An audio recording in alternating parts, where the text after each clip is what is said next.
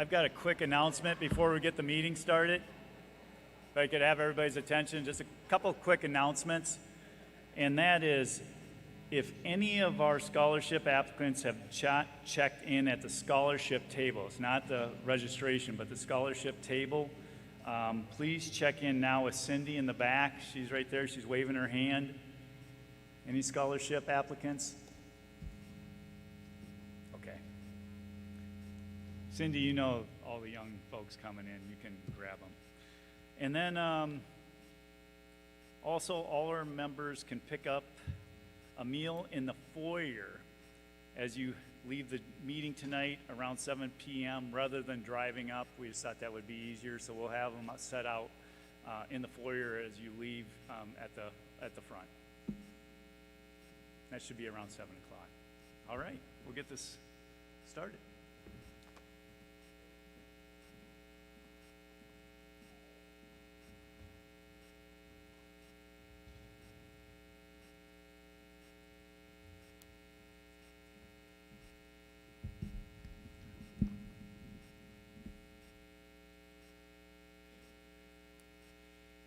Just like doing football games, we're waiting for Brian Rouge to get WCCI connected. I can say that because I've done a lot of football games with him.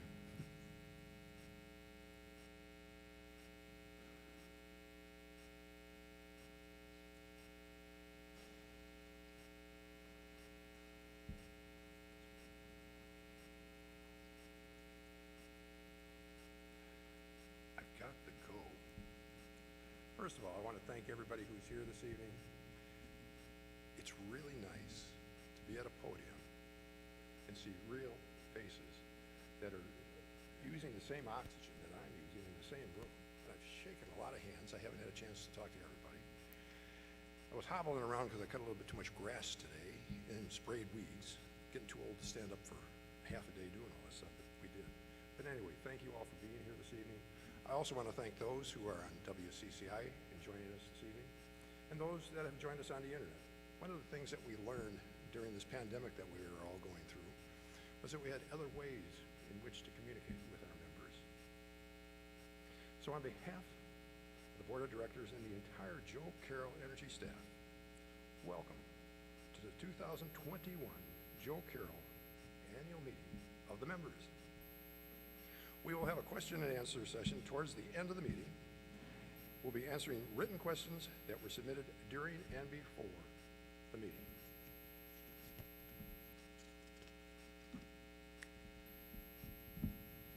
They gave me a blank page, and that was the wrong thing to do too. I have an opportunity to say a little bit of something here that wasn't part of the annual meeting. Most of the folks I talked to this evening, we were talking about change. Change is coming. Change has always been coming. I guess as we get older, it's harder to accept. It's not easy for any of us. Those of you who are here and those who did not make the meeting are all part of what we call a family. That family is called Joe Carroll Energy. You're members, you're a part of this family. Families do not always agree, but we find a way to proceed. Together we may disagree, but together we will find a way to move forward. Let it be noted, I've been told that we have a quorum present. The 82nd annual meeting of Joe Carroll members will come to order. The agenda today will be in this book, and you will find that report on what they call page number 1. It's actually page 2, but it's actually page 1. May I have a motion from the floor to approve the agenda as it was printed? Somebody raise it. Oh, I've got one right. I've got a motion. Do I have a second? And I've got a second. Any discussion? If not, all those in favor signify by saying aye. Those opposed?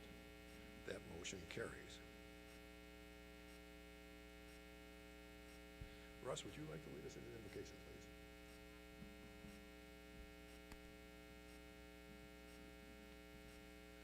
Thanks, Dave. Name is Russ Holsinger. I'm the director from District 8. I live in Fulton, and I think most of you have heard of Fulton. Don't always get that nod, but I have been privileged to have served on the board now for 12 years, and each of our meetings starts with a prayer. So Dave looks to me and said, Russ, can you open with a prayer? And I'd like to do that now for this meeting. So let's pray. Father, one of my favorite verses in your word is, be joyful always, pray continually, and give thanks in all circumstances. I want to say thank you on behalf of the board.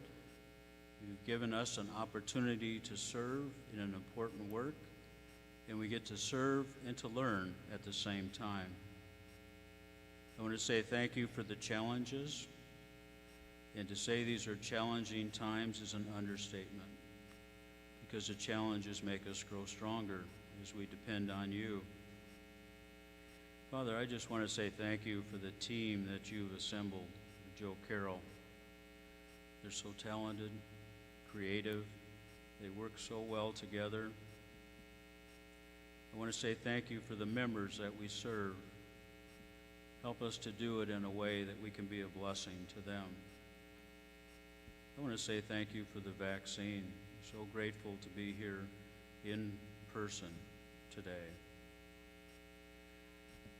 Father, I want to take a moment to remember those that have passed away over the past year. And I think in particular of one of our board members, Marty Warner, who passed away.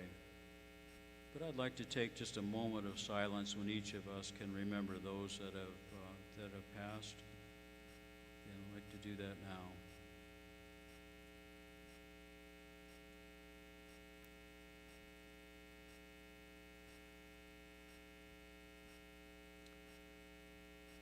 Father, again, you tell us to be joyful always, and we can do that because we know that you're in control. And when we acknowledge that, Lord, you show us your direction. So that's why we're joyful always. Say it all in Jesus' name. Amen.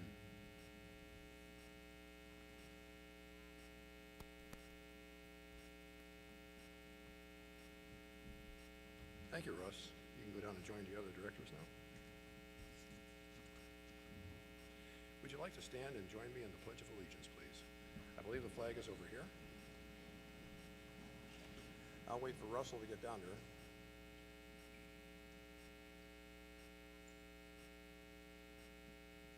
Did you make it yet, Russ?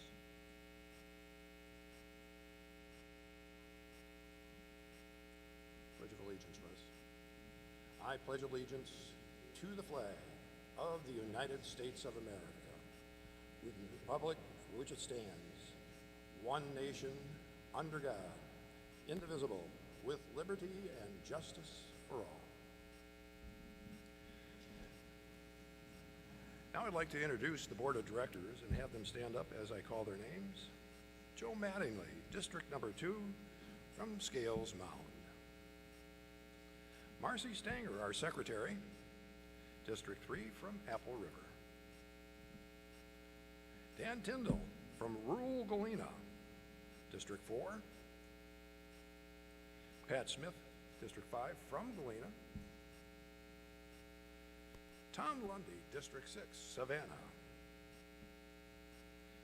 Russ Holsinger, Vice Chairman from District 8 from Fulton. Larry Carroll. District 9 from Thompson. Robert Kuntz, Treasurer, District 10, Geneseo. Russ mentioned we also had from District 1, Marty Warner. I'd like to take a moment of silence to remember Marty.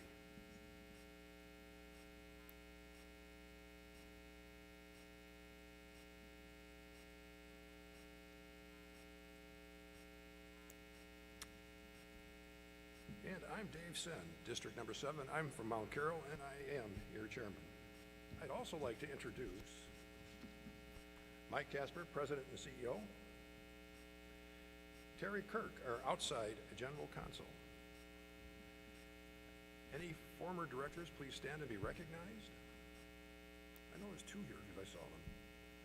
3. There's one more. Where's the other one hiding? Right behind, Vern, you're blocking him out. Thank you, gentlemen. I would also like to welcome any former directors who are in the audience. Please stand. I guess I already did that one. Thank you for joining us. I get to read it twice. You know, they were an important part of what we do. Mike, I think this is where I turn the meeting over to you because I'm already starting to make some mistakes.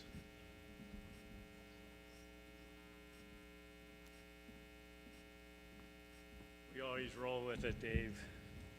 So thank you, Mr. Chair. I believe there are a few member advisory council members with us tonight. If so, if you could please stand. I know I saw a few of you in the lobby. Oh, this is great. This is fantastic. We recently held a meeting with approximately 15 members participating a couple weeks ago, and the topics of discussion were fiber, distributed energy resources, and young adult member engagement. And it's great to have some of the younger members, families here today or tonight. Our MAC members provide us valuable insight, input, and feedback, and I'd like to recognize them and thank them for their time as well as their feedback. Thank you.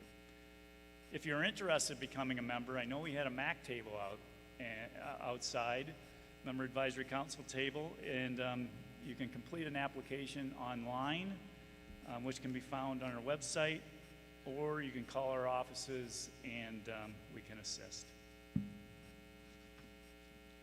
Now I'd like to introduce some special guests with us tonight. When I call your name, if you could please stand. I don't know if Mike Dittmer is here tonight or not. Thomas Ruse, I saw Thomas. Could you stand up? Our general manager at Eagle Ridge Resort and Spa. Emily Legal, who's our executive director of Northwest Illinois Economic Development. And I believe Colleen Fox, I see her in the back, our new superintendent at River Ridge Schools. Great to have you in our back home, let's put it that way. Dick Chapman, who's our senior vice president of engineering and operations, and Tracy Johansson, general counsel, both from Prairie Power, one of two generation transmission co-ops that Joe Carroll Energy receives their wholesale power from. I'd also like to acknowledge two very important people up front, Paul Dow and Jim Pauley, who we thank for the audio and visual in the live stream program tonight. Brian Roosh from WCCI Radio in Savannah, who we thank for the live radio broadcast. Brad Smaldridge, right there. He's our vice president. He's the vice president of business development for Dairyland Power, as well as Brent Ridge, who is the president and CEO of Dairyland Power Cooperative, the other generation transmission cooperative that Joe Carroll is a member and purchases wholesale power from as well, and who will also be the guest speaker tonight.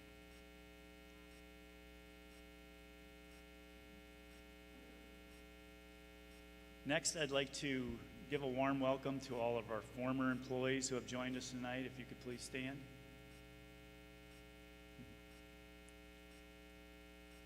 Great to see you.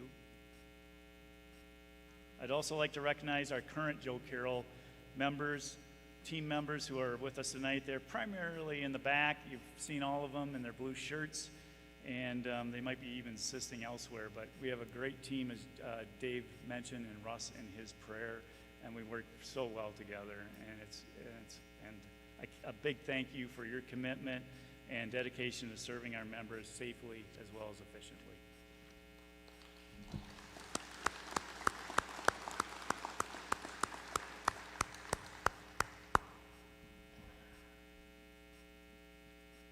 Speaking of safety, safety is Joe Carroll's #1 core value.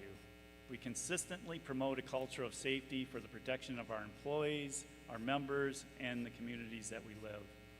At the beginning of most meetings, we start with a safety moment, where we talk about a safety topic to keep us focused on this most important core value. For tonight's safety moment, I will touch on the pandemic. Many of us have lost loved ones to the pandemic, and variants continue to be a real concern. To ensure the health and safety of our employees and members, Joe Carroll continues to follow CDC guidelines. Tonight, we are taking extra precautions such as maintaining a respectful and social distance, not passing around a microphone, and providing a dinner to go this evening. For your health and safety and of your loved ones, I encourage you all to continue to follow CDC guidelines and take extra precautions. If you'd like us to bring safety messages such as this, demonstrations, as you saw outside, such as the hotline demo to your school, work, or even another group, especially our first responders, please give us a call. Now I'll turn the meeting back to Dave for the approval of the minutes from the 2020 annual meeting. Dave? Thank you, Mike. The minutes are printed on pages 12 and 13 in the booklet. Looks like that. You were interested? And that is printed, therefore I will suspend the reading of those minutes. May I have a motion from the floor to approve last year's minutes as they were presented? I have a motion and a second. All those in favor signify by saying aye. Those opposed? The ayes have it, and the motion carries. Next, Terry Kirk, our General Outside Counsel, will explain the process of director elections. Terry? Thank you, Dave. There are 2 directors being elected by vote of acclamation in District 8 and District 10. And there are 2 elections for the directors in District 5 and District 7. So first things first, I need a motion from the floor to elect by acclamation the directors from District 8, Russell Holzinger, and Robert Coons in District 10. Do I have a motion? All right, we have a motion and a second. All in favor say aye. Those opposed say nay. All right, the ayes have it, the motion carries. Next, the elections in District 8 and District 10 were conducted for the cooperative by Survey Ballot Systems, who received the paper and web ballots, validated member numbers, tabulated, and then delivered the election results to the cooperative. Candidates in District 5 were incumbent Patricia Smith and Peter Reguez. Candidates in District 7 were the incumbent David Sen and Martin McDonough. The results in each district were as follows. In District 5, Patricia Smith had 65.9% of the votes at 303 votes casted for her. Peter Reguez received 34.1% of the votes with 157 votes cast. Patricia Smith is the winner in District 5. In District 7, Dave Sen had 61.5% of the votes and 230 votes cast. Martin McDonough received 38.5% of the votes with 144 votes cast. Dave Sen is the winner in District 7. So I thereby declare the following directors duly elected for 3-year terms. If you could stand, and I will introduce you to the audience. The director duly elected in District 5 is Patricia Smith. The director duly elected in District 7 is Dave Sen. The director duly elected in District 8 is Russell Holzinger. And finally, the director duly elected for District 10 is Robert Coons. Thank you. You may be seated.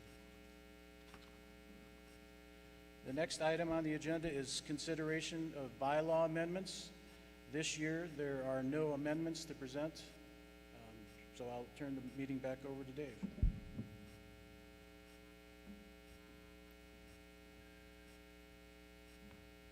Thank you, Terry.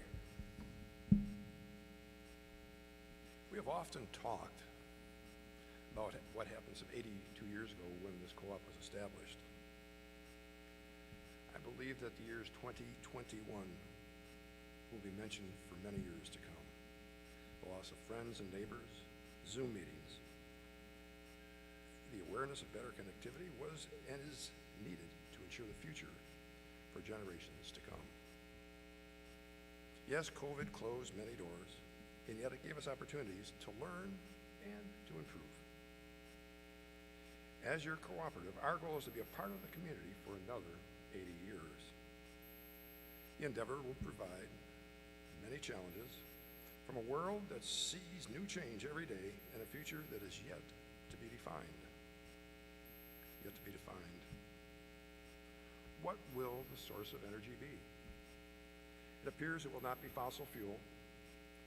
For at least a decade, Illinois and the nation has been weaning itself from one of the most abundant natural resources, coal. We as a board of directors, along with management and our nation and our national and state associations, are working to ensure enthusiasm does not outpace technology. Rolling blackouts are a result of technology not keeping pace. Usually when Mother Nature is throwing some punches, events none of us really desire. The one thing that the pandemic has made very clear is the need for high-speed internet.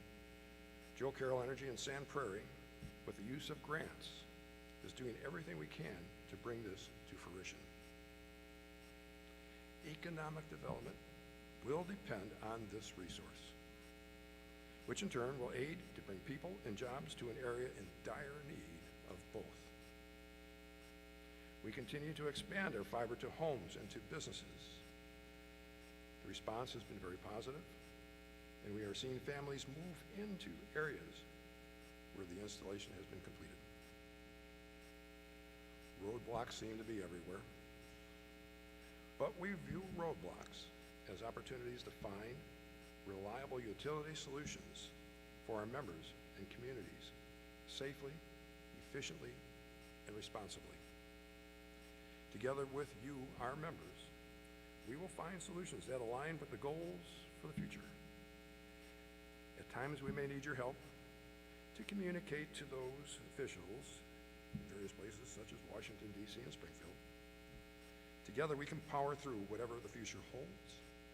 I thank you very much. Mike, your turn at the podium.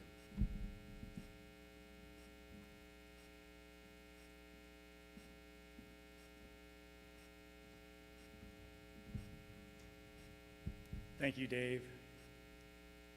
During the past 18 months, we have all powered through the challenges that the pandemic brought with it. As we move forward, working together for a brighter future is even more critical to the long-term sustainability of our area.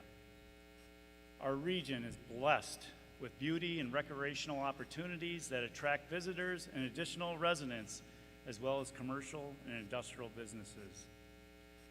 A critical component of our area's long-term sustainability is workforce development to meet the needs of our businesses. We owe a lot to the businesses because they play a large role in supporting our local economy. As your energy and broadband cooperative, concern for community is a guiding principle as we work with you, our communities and businesses. So what is Joe Carroll doing to make a difference? We are the largest supporter of Northwest Illinois economic development, which assists existing businesses to grow and new businesses to thrive. Thank you, Emily.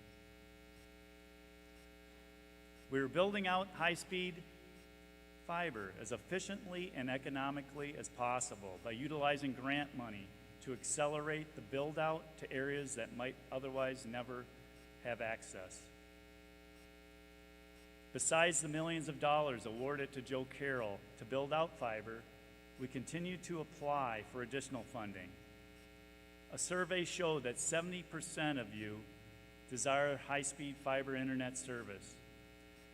This past weekend, I spoke with an area real estate agent at the Galena Business Expo, and she shared with me that the two most common questions she receives: does the home have access to fiber? And this is kind of a funny one. Does it have a garage? But fiber is number one.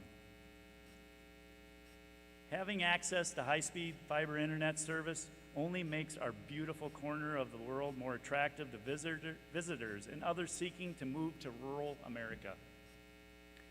High-speed fiber internet Service is an important component in attracting the needed workforce to support new and growing businesses, which in turn helps grow our tax base and local economy. Growth is an essential component of affordable services. It's really simple economics. The more member consumers that Joe Carroll has, the wider our fixed costs can be spread, which helps stabilize rates not only for electric, natural gas, but broadband as well. We are also enhancing the value that we bring to you by leveraging services that Joe Carroll already uses as a business itself. For example, we have added phone service through voice over internet, as well as cybersecurity services, not only for homes, but businesses that utilize our high-speed fiber service. We also added 2 community solar programs, one of which benefited from the Illinois Shines program. Subscriptions to the production from 2 community solar arrays allow our member consumers who would like solar but can't afford it, may not own a home, or their home isn't situated well for solar to participate. We are also helping to grow our area's electric vehicle charging network and infrastructure. Besides the EV charger at the Savannah office that's pictured here, we are adding our area's first fast charger, which we are working to locate in Elizabeth nearby. While our job may be keeping the lights on, the gas flowing, and the internet connected, our passion is our community. No matter what the future brings, you can count on your co-op to care about you. Joe Carroll is excited to be part of building a brighter future for our members and the communities that we serve. Next, Brent Ridge, the President and CEO of Dairyland Power Cooperative, will share Dairyland's strategic priorities developed from input from its 24 member co-ops, including Joe Carroll. As the past president of Dairyland Managers Association, I had the pleasure to work closely with Brent this past year. I can't say enough about his integrity, his experience, and his passion. Please help me welcome Brent Ridge.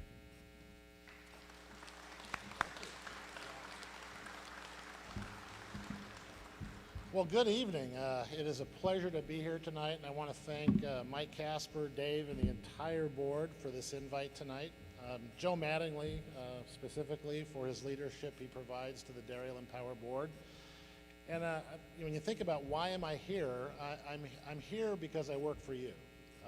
I'm acutely aware that Dairyland Power represents 60% of your total cost.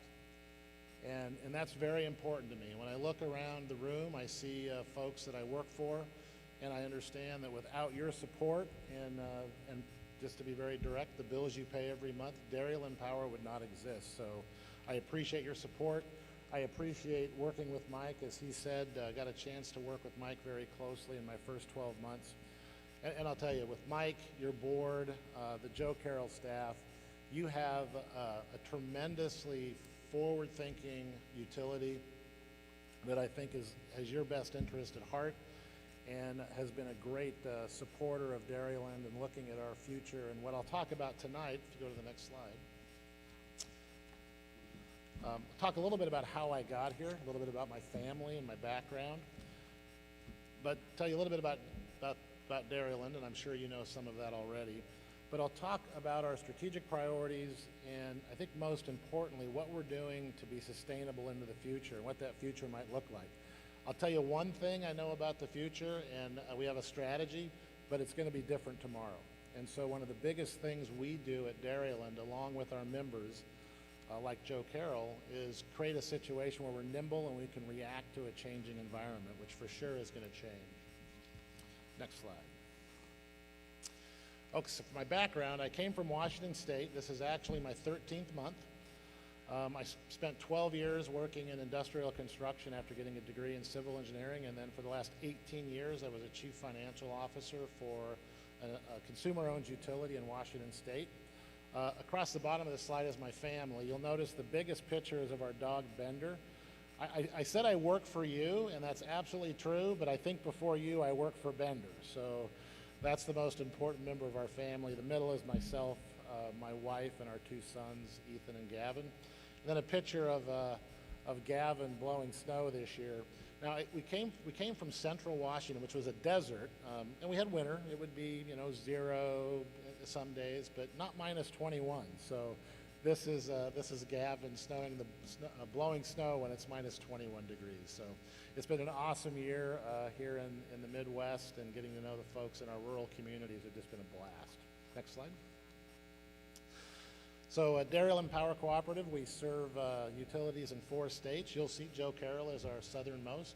You'll also see on this map that the little pictures of the sun, those are solar installations. The wind turbines are wind projects, and then we have our other generating resources throughout the system. One of the things you see is we talk about sustainability.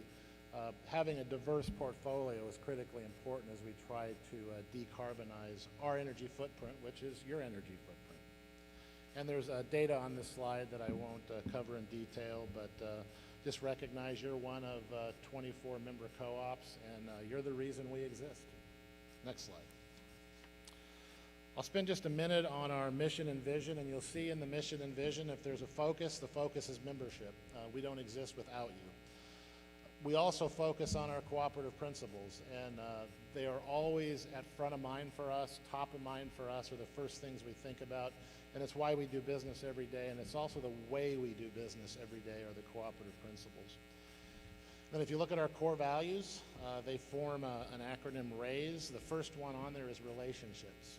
I'll tell you personally, our number one priority is safety, just like Mike's, and I agree completely with what he said. It was well said.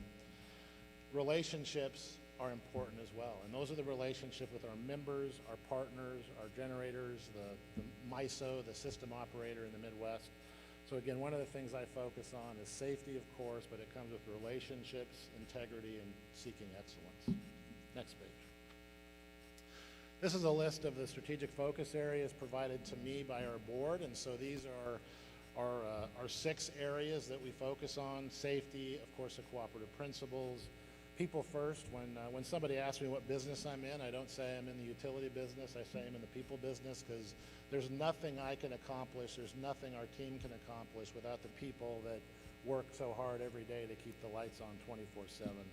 And I'll talk today about asset diversification and reliability, financial and competitive strength, and then a little bit about growth and innovation. But Mike has talked about those. When we think about EV charging across our system, and what Mike talked about from a Joe Carroll perspective, each of our 24 members has very similar perspectives, and that means the entire system across the 4 states and the 40,000 plus square miles has the same perspective and same mission that Joe Carroll has.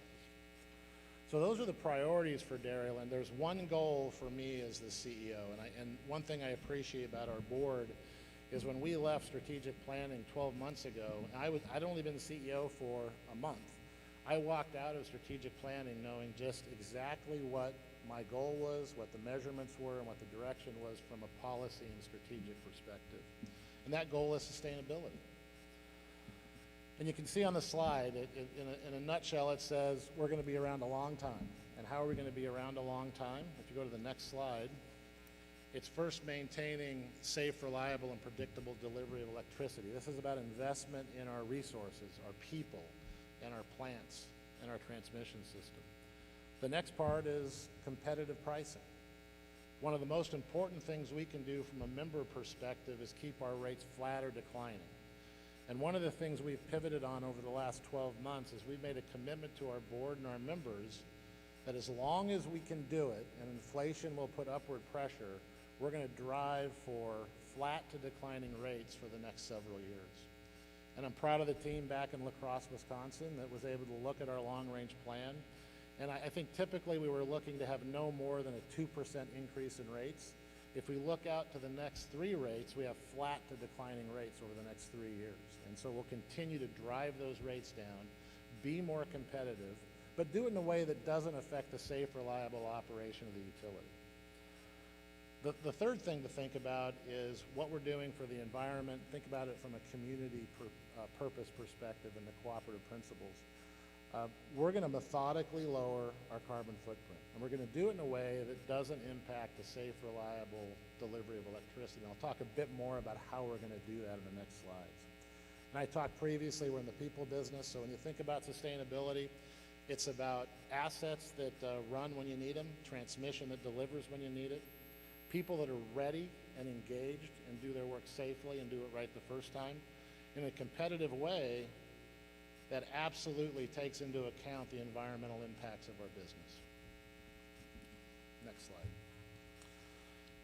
One of the questions I usually get is, well, you know, what's typical of energy mix? And this is looking at both the world and the United States, and I'll start to take us from a granular perspective from the world to the U.S. and then into our region. The key takeaway from this slide is, from a world perspective, 59% of all energy comes from fossil fuels, gas or coal. In the United States, it's 62.25%. And so, as Dave mentioned earlier, we're in a transition. We're in a transition to lower carbon. We're in a transition of doing it in a safe and reliable way. So this is sort of the world and the U.S. perspective. The next slide shows where Dairyland's at, and it shows our 2020 picture, and it shows a picture in 2030. It shows a significant reduction in carbon output, but still a heavy reliance on fossil fuels through gas. So we're transitioning from coal to gas while increasing our solar and our wind. And if you look at the icons on the right side of the page, you'll see coal's declining, gas is growing. That maintains base load reliable energy, but at a much lower carbon footprint. Our hydro is stable. We'd love to grow hydro, but that's very difficult in our environment. Solar is growing and wind is growing. And so when you look at this slide, the key takeaway is we are driving as fast as we reasonably can to lower our carbon footprint while maintaining safe, reliable delivery of electricity that's competitive and maintains its really featured position as an economic driver for business. Next slide. This is a little more detail on our generation resources. The key point here is on the upper left, Genoa Station, which was a 300 plus megawatt coal plant, shut down on June 1st, 2021. And so that removed a significant amount of carbon from our footprint. How do we replace that? In the near term, it's going to be gas resources. In the long term, it's going to be less gas backing up more wind and solar. But that's going to take time to do it in a reliable, cost-effective way. Next slide. So specifically, renewable generation. What do we have and where are we going? So the wind, you can see the list of the projects there. We have a significant growth in that over the last 7 years. Landfill gas, call it renewable gas. We have 10 megawatts of that on the system. And just for perspective, we have about 1,000 megawatts in the entire system. On the left side of the page, you see solar. And so we've got a number of solar arrays that are listed on that map I showed with the little icons of the sun. But coming up, we have a 149 megawatts facility coming out online in 2022 that will then really bump up our solar input in our system, which will help offset the departure of the coal plant. That'll be backed up by gas resources. And again, that's a great example of what we'll do long term: more renewables, less coal, and more gas backing up the renewables to create this overall reliable, cost-effective portfolio that will give you a cheaper price, or at least a competitive price, with a lower carbon footprint. Next slide. And so our approach isn't just one thing. It's an all-of-the-above approach. We continue to look at every possible option. We do have one coal plant that we own and operate called JPM up north of La Crosse, and then we have in the center of Wisconsin part ownership in a plant called Weston. So coal is a part of our footprint.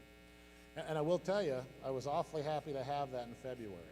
We weathered February, no pun intended, we weathered February very, very well. And that was because of the reliability of our fossil fuel plants. So when I look strategically at what our future looks like, it's months like February that weigh heavily on me in terms of that reliable, safe delivery. And I think about the folks in Texas that went through significant tragedy dealing with shut down fossil plants, and even shut down nuclear plants due to cold weather.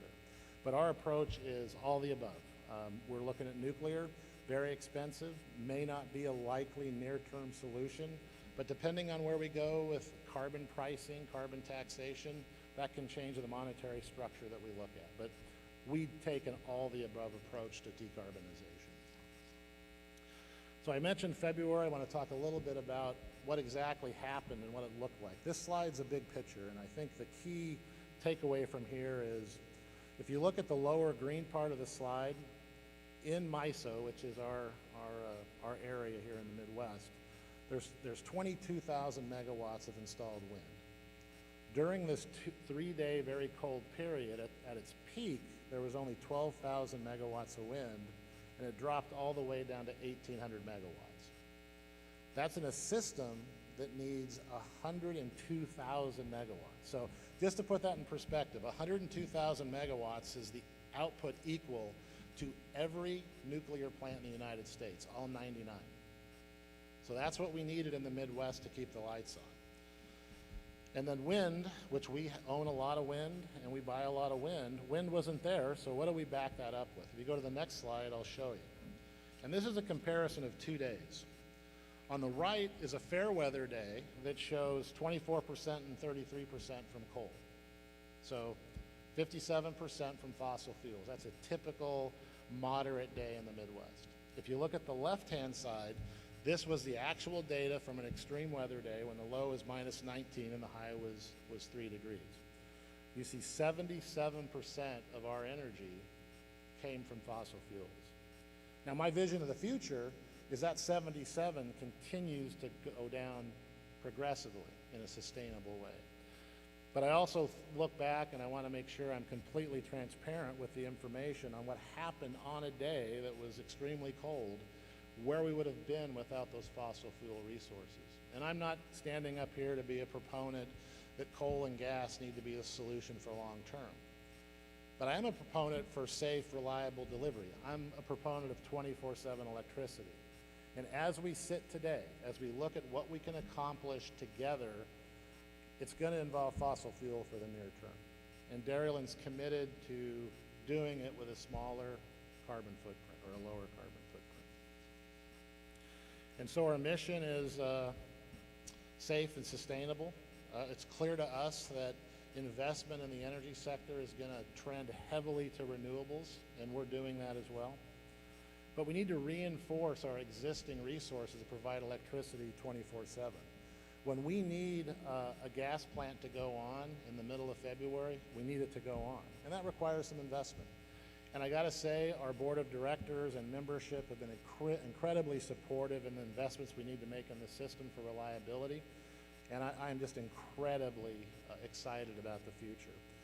And that future is about balance. It's about being safe, it's about providing reliability, but also being environmentally responsible. And I truly believe we can have it all. We just have to be patient to get there. And so from my perspective, I am incredibly excited about the future. And I'm excited about the future because of the system that Dairyland Power represents, the members we represent. My first year here has been nothing but excitement and a lot of learning for me. But what I've understood, and you think about the cooperative world, and you think about the principles, you think about democratic control and concern for community, that's the kind of place I want to be. That's where I want to work, and Dairyland loves being a service provider for you, and I love working for you, and I love working for Mike and the Joe Carroll board. Though Joe always reminds me, my boss is the Dairyland board, so he's always my conscience. So, Mike, thanks again, and thank you very much for your time. I appreciate it.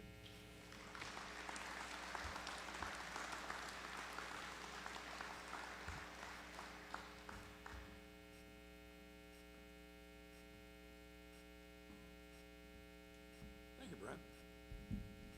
I will now entertain a motion from the floor for the financial report that was printed on pages 14 and 15 of the annual report. I could show you that again. I've got a motion in the back. I have a second someplace, way over here. All those in favor for the financial report signify by saying aye. Those opposed, the motion carries. Mike, I'll turn the meeting over to you. Thank you, everyone.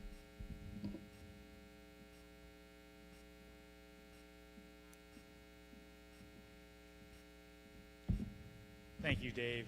Now for the question and answer period. This year we had approximately 50 questions that were submitted prior to the meeting, and I generally categorize the majority of the questions into 4 categories. And I'll provide responses for each of those today, which will capture most of those questions. There are a lot of individual questions as well. We're going to be reaching back out to you because we have emails for you, or we have mailing addresses, and we will answer all of your questions, especially on an individual basis. If your question is specific to your bill, though, please talk to us after the meeting or write it down, and we'll have somebody with your contact information. We'll have somebody get back with you. The first question category is related to the February natural gas event. Similar to what Brent mentioned, the electric side was also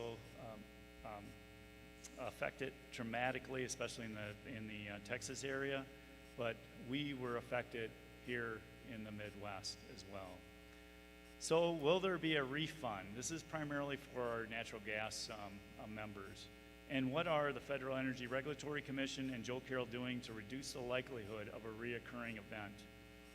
Although Storm Uri was an economic catastrophe where the price of natural gas reached unimaginable levels, the Commodities Futures Trading Commission determined that there was no manipulation to create those price levels. They concluded that it was the free market at work. However, there is no evidence that the market would have worked efficiently at these higher prices, created more gas production when desperately needed. The opposite appears to be true. Gas supplies disappeared regardless of the price. So what is Joe Carroll doing about this?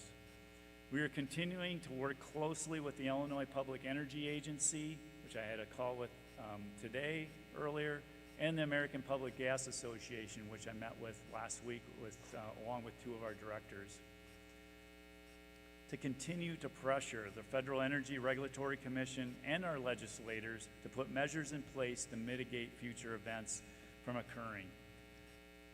What is Joe Carroll specifically doing? We continue to purchase natural gas forward and fill our available storage that we are hedged approximately 70 to 80% of our normal usage. We are also working with our natural gas marketers. Again, I had a call with them today, along with the rest of our team, on communication guidelines that will allow us to notify you sooner of such an event so that you can safely curtail if possible.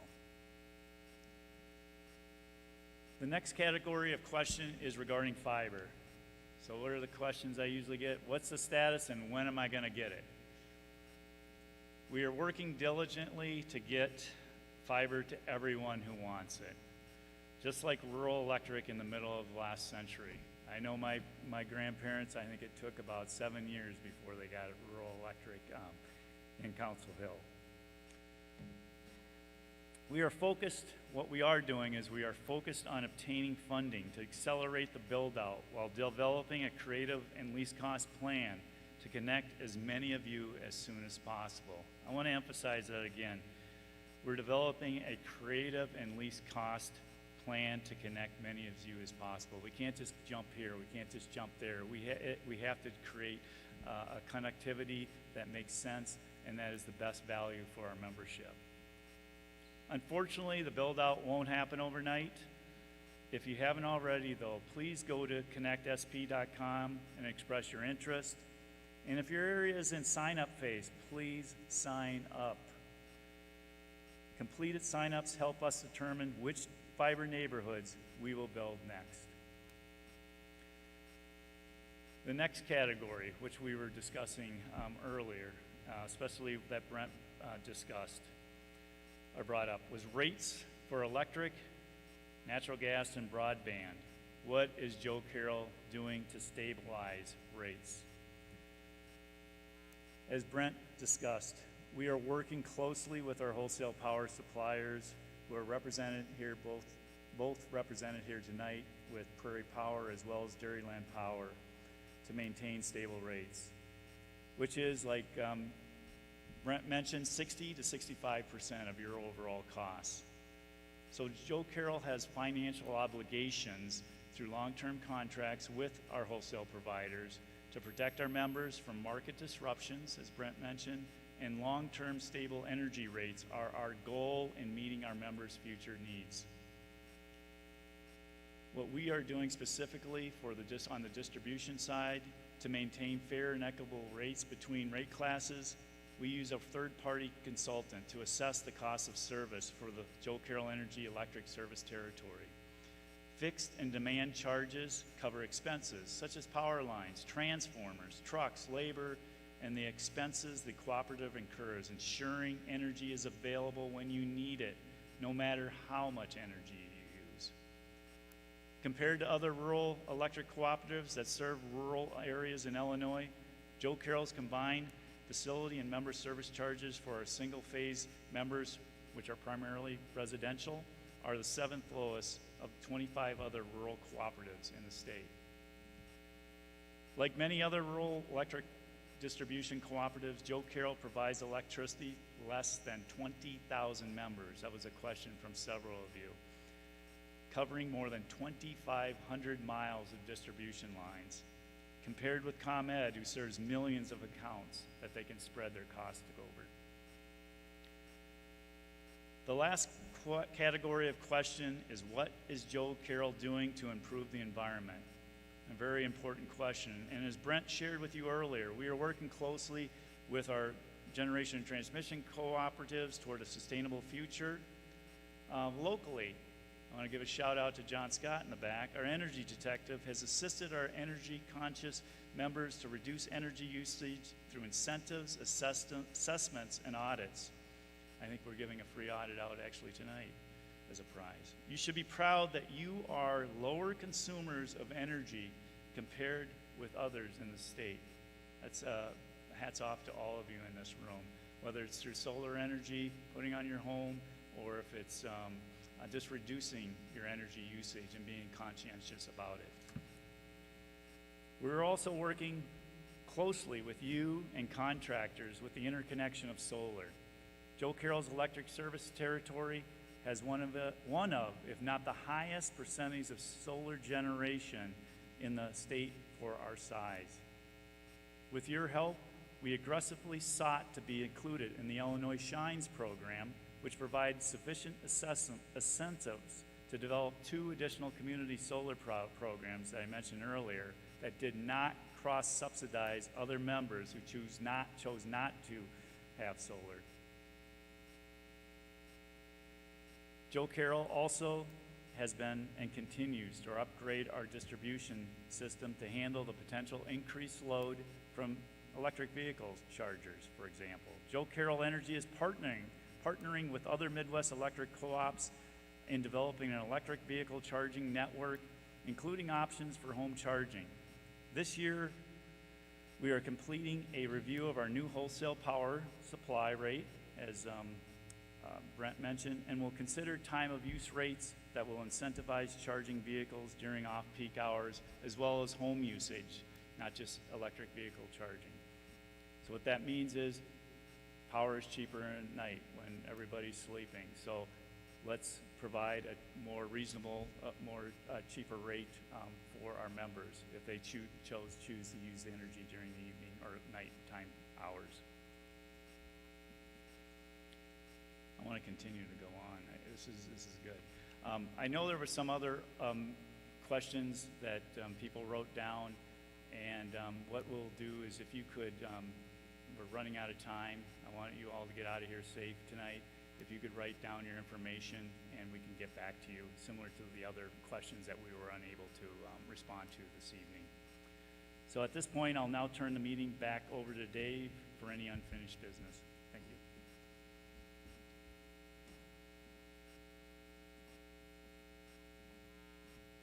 Thank you, Mike.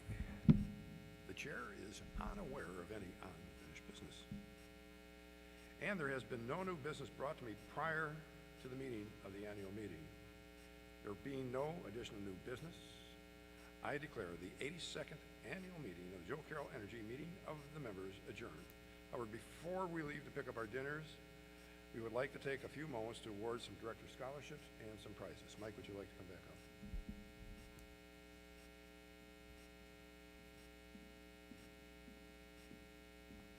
This is one of my funnest parts of the night, and especially seeing all the young faces out in the crowd. So again, I just said, we are very proud of our scholarship program, which are funded through unclaimed capital credits as well as donated capital credits from our generous members. Tonight, we will draw from our director's scholarships. They're awarded by director district to the students that are here tonight who are graduating high school seniors. The students were required to complete a short application and be present for the drawing tonight with one of their parents or guardians. Again, when I talked about young member engagement, this is part of that plan. So it's good for you all to be able to see what we are doing and to engage you for the future. Applications were received for districts 1 through 6 and 9 and 10. And because we did not have any applications from students from 7 and 8, we'll award 2 scholarships at large after the district drawing. So there'll be a total of 10 $500 scholarships just for showing up. Not too bad, right? That's if you, if there's more than 10, though, I don't know. We'll see. And now for the drawings. If your name is drawn, though, please proceed to stage left, over there. We just want to get a photo, and there's some information that we'll provide to you. You're not getting the scholarship tonight. It's what you need to do to receive the, we'll provide you information on how to receive the money in the future. We are ready. Yes, Terry will draw.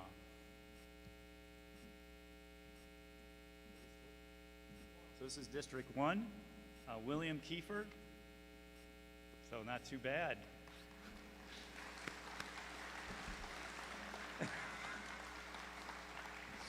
Wait your turn. Wait your turn. How about our guest speaker?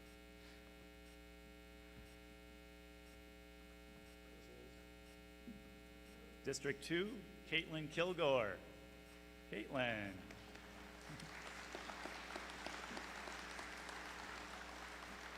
Now, Mr. President. There's only one in this one, so I can. You can get it wrong. Michael Beadle from District 3. Is he here tonight? Very awesome.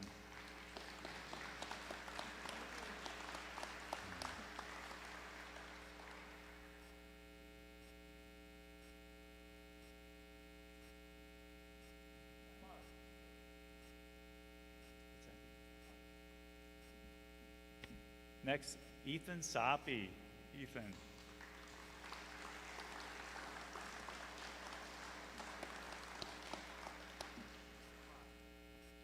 This is District 5, and if I should ask the district directors to stand when I announce these.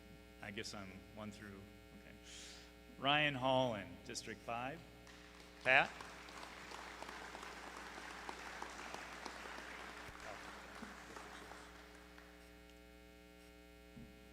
District 6, can you stand? No. Emma Gabbard? I'm sorry. He really is in charge of things and does a good job. So, is Emma here tonight? Emma's here. You done? I'm done. Okay, did we really give out 10?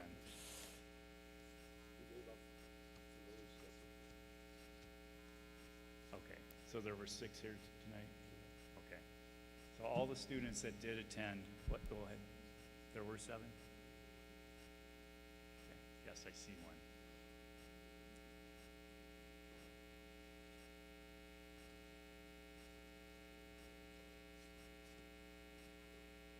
What other student is here tonight that did not call?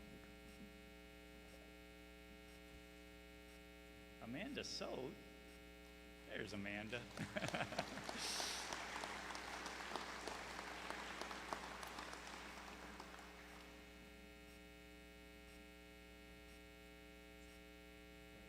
congratulations to all the scholarship winners.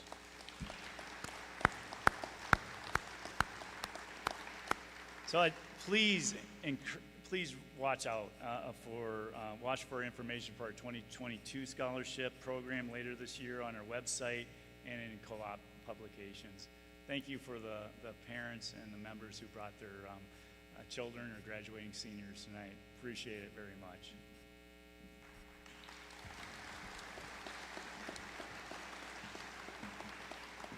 Now we'll turn over the stage to John Scott and Cindy Mater, who will be giving out the prizes tonight. I believe there are, well, I'll let you guys talk about that. Quite a few of them. All right, we'll be drawing tonight for 15 prizes. Any one member in attendance or those members who submitted questions in our viewing through our live streaming will be eligible for this. We're going to begin with a home energy audit. And so I'll just have Dave draw.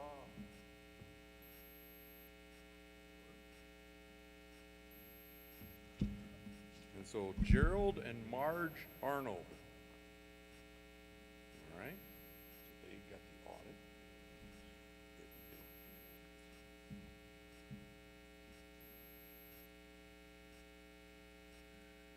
Now we're drawing for 4 $50 bill credits. And this is Keith Kuzmanoff.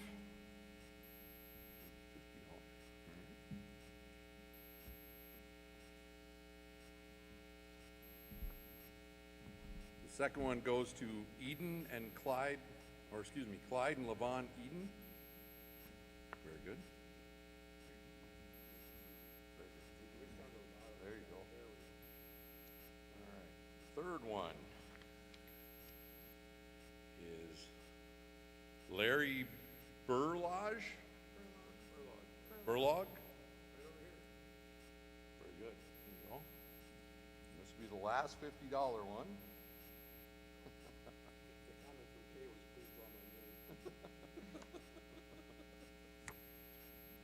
Max and Gloria Shemluski. Okay. All right, now we have 10 $25 bill credits. So please choose. First one goes to Christine DeNino.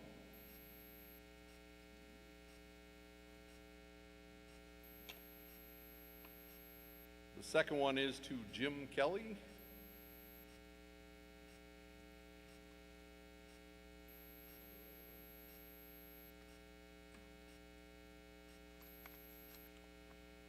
The third one is to Melvin and Patricia Halstead. Very good.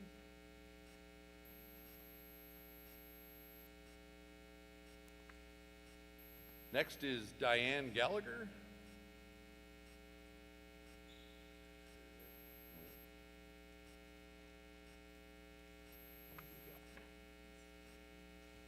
Next is Kay Kilgore. That's 5. So we're halfway done through those.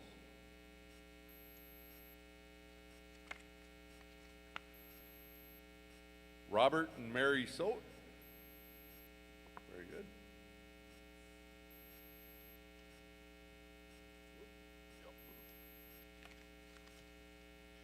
Judy Broody.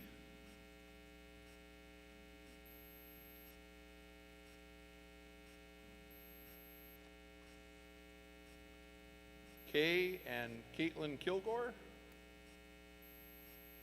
Right over there. There you are.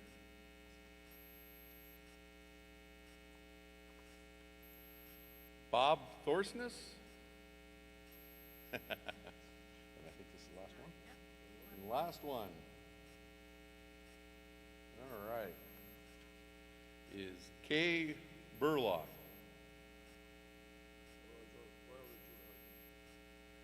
What's up? Oh, you already drew her husband. All right. We'll choose another one.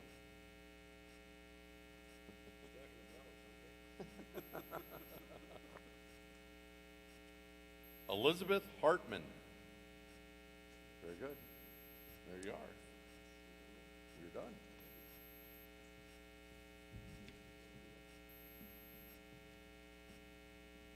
Thank you. Thank you, everyone, for attending. Please don't forget your meals out in the foyer as you're departing. We hope to see you all healthy next year at the 82nd annual meeting of the members of Joe Carroll Energy.